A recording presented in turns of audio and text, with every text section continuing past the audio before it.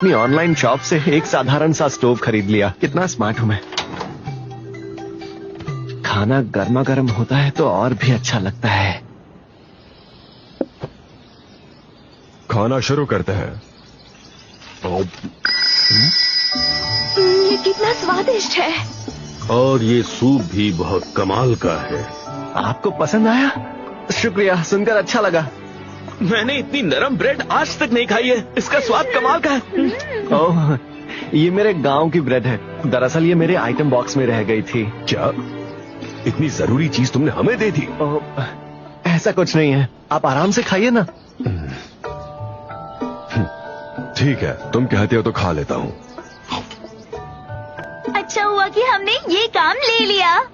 सच कहूँ तो मुझे लगा था कि एक बंदे का बॉडीगार्ड बनना बहुत ही फालतू काम होगा। ओए, हाँ, सच कहूं तो मुझे भी पहले यही लगा था।